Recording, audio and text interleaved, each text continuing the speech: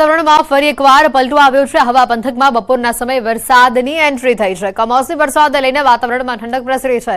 વરસાદના કારણે ખેડૂતોની ચિંતામાં વધારો થયો છે। ગઈકાલે પણ આપણે જોયું હતું રાજ્યના ઘણા ભાગોમાં વરસાદી માહોલ જામ્યો હતો।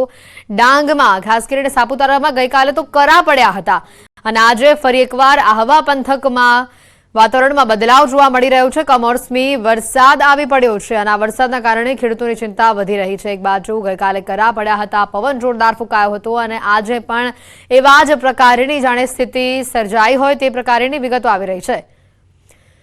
નિશાંત અમારી સાથે સંવાદદાતા જોડાઈ ચૂક્યા છે। નિશાંત, જે રીતની ખાસ કરીને આગાહી કરવામાં આવી હતી અને એવા જ પ્રકારના દ્રશ્યો ડાંગથી આવી રહ્યા છે। હજી તો સાપુતારામાં કરા પડ્યા હતા અને આજે ફરી એકવાર આવો જ માહોલ। જી ચોક્કસથી જણાવી દઉં તો હવામાન વિભાગ દ્વારા વરસાદને લઈને આગાહી કરવામાં આવી છે। ત્યારે ડાંગ જિલ્લાની જો વાત કરીએ તો ડાંગ જિલ્લાના વાતાવરણમાં આજે ફરી એકવાર પલટો આવ્યો છે। જિલ્લાનો મુખ્ય મથક આહવા ખાતે જે ભર બપોરે કમોસમી વરસાદ વરસ્યો છે। વરસાદને લઈને વાતાવરણમાં ઠંડક પસરી છે। જો ખેડૂતોની ચિંતામાં પણ વધારો થયો છે। જી બિલકુલ, હાલ જે વરસાદી માહોલ જામ્યો છે, કેટલા વાગ્યા સુધીની આગાહી ડાંગના અલગ અલગ ભાગોમાં કરવામાં આવે છે? નિશાંત, ડાંગના ભાગોમાં સાંજ સુધીમાં જે આગાહી કરવામાં આવે છે વરસાદને લઈને, ત્યારે જિલ્લાના મુખ્ય મથક હાલે જે છે વરસાદ વરસ્યો છે। હજુ પણ કેટલાક વિસ્તાર છે, કેટલાક વિસ્તારમાં વરસાદ વરસવાની આશંકા લાગી રહી છે, કારણ કે જે વાતાવરણ છે વાતાવરણમાં પણ ધીરે ધીરે બદલાવ આવતો જોવા। આભાર નિશાંત, માહિતી બદલ। વિવાદ બાદ ઈડર એપીએમસીમાં ભરતી મોકૂફ રાખવામાં આવી છે। બોર્ડની બેઠક બાદ આ નિર્ણય લેવામાં આવ્યો છે। ગેરકાયદેસર ભરતી કરાતાનો આરોપ લાગ્યો હતો। 20 થી 25 લાખ રૂપિયા લઈને ભરતી કરાતાનો જે આરોપ છે તે લાગ્યો છે। ભરતી પ્રક્રિયા બંધ રાખવા રજૂઆત કરવામાં આવી હતી। ભાજપના પૂર્વ પ્રમુખ પીસી પટેલે લેખિત રજૂઆત કરી છે। મોટા નેતાઓને લેખિત રજૂઆત કરવામાં આવી હોવાની માહિતી સામે આવી છે।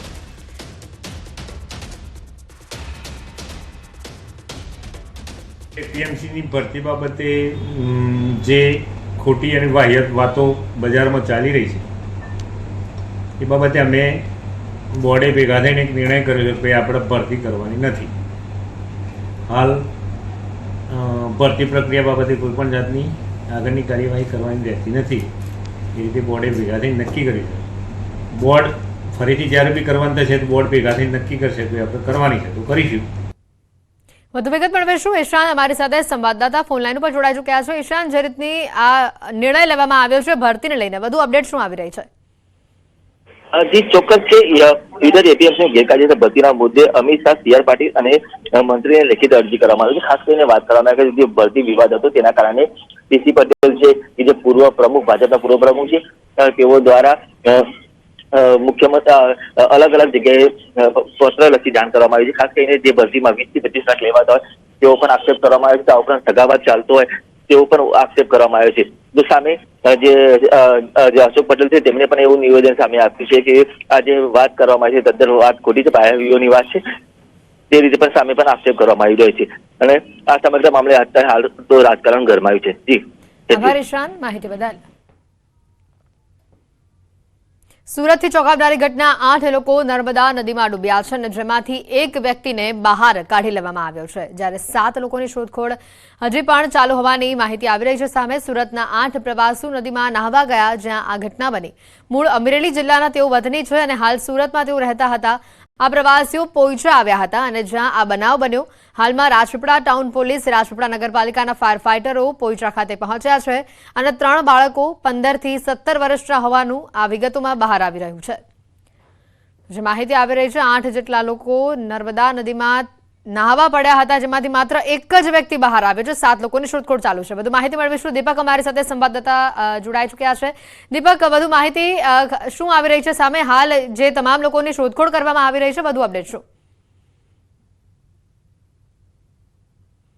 12:30 અરસામાં જે સુરતના જે ક્રિષ્ના પાર્ક સોસાયટીમાં રહેતા જે પરિવાર છે, પરિવાર નર્મદા પોઈચા નદી ખાતે નાહવા પડ્યા હતા અને આ 2 વ્યક્તિ પડતા એને અન્યને બચાવવા જતા ટોટલ 8 વ્યક્તિ આ ડૂબ્યા હતા। ત્યારે જેને એકને સ્થાનિક નાવિકો છે જે એક વ્યક્તિને બચાવી લેવામાં આવ્યો છે, ત્યારે હજુ 7 જણા છે જેને શોધખોળ ચાલે છે. એક વાત એ પણ છે કે ન્યૂઝ 18 ગુજરાતીની આ એક ઇમ્પેક્ટ કહી શકાય કે તંત્ર દોડતું થયું છે. નર્મદા પોલીસ નહીં હતી, પરંતુ તંત્ર કોઈ હતું નહીં. ત્યારે જે હાલ ન્યૂઝ 18 ગુજરાતી પર પ્રસારિત થયા બાદ જે નગરપાલિકાની જે ફાયર ફાઈટરની ટીમો છે એ પહોંચી છે. આપણી સાથે જે છે નર્મદા જિલ્લા એસપી પણ અહીં આગળ આવી પહોંચ્યા છે, ત્યારે એમની સાથે વાત કરીએ. સાહેબ, કેટલા લોકો અહીં આગળ ડૂબેલા હતા અને અત્યારે હાલ કઈ પરિસ્થિતિ છે, કેટલા લોકોને શોધખોળ શરૂ કરવામાં આવી છે? नमस्कार।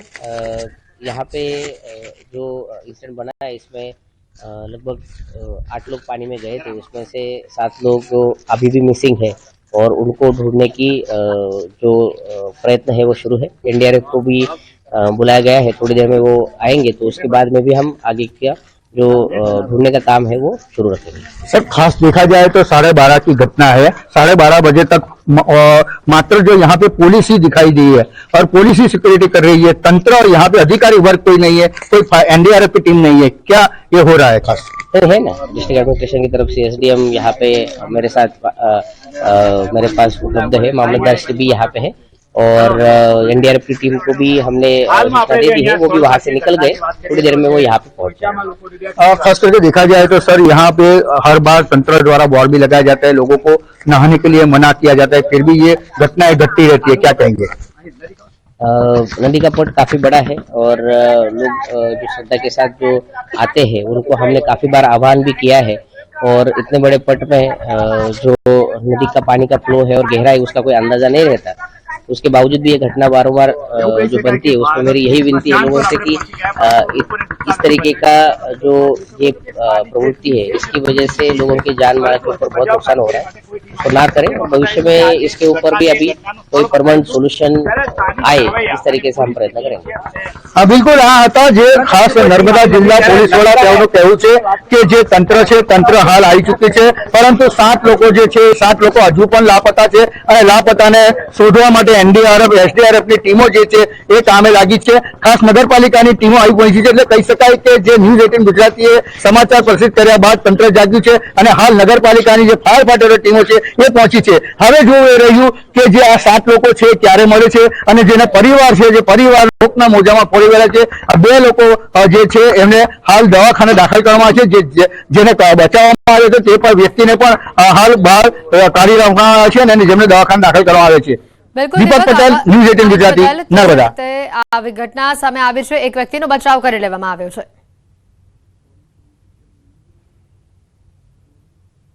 અમે આવ્યા તો પછી અમે નાયા ધોયા, અમે પણ નાતા હતા ને એ મગનભાઈ હાથ કર્યો, અહીંયા હાલો, અહીંયા પેણા વાળું છે ને પાણકા છે કે તે અમે આવ્યા એવા એ તો હજી આમ હતા ને અમે જોયું ને કે એ છોકરા ક્યાં જાય એ મને ન ખબર રહી ને આ ભાઈ ને તમે ખેહીને બહાર કાઢ્યા। એક સોસાયટીના સિંહ એક પરિવારની ઘોડે જ તે અહીંયા અમે નાવા આવ્યા હતા, રામકથાનું ભાગવત કથાનું કાર્ય કર્યું તે તો કઈ રીતે ઘટના બની ખબર ન પડી। હામાં જ ઉભા 1 ફૂટને વેળે અમે અંદર હતા, ઉભા કેળા ખાતા હતા, એમાં કેમ ખેંચાઈ ગયા, એક ભાઈને માઇન્ડ કાઢ્યા, બાકી ખેંચાઈ ગયા ખબર ન પડી।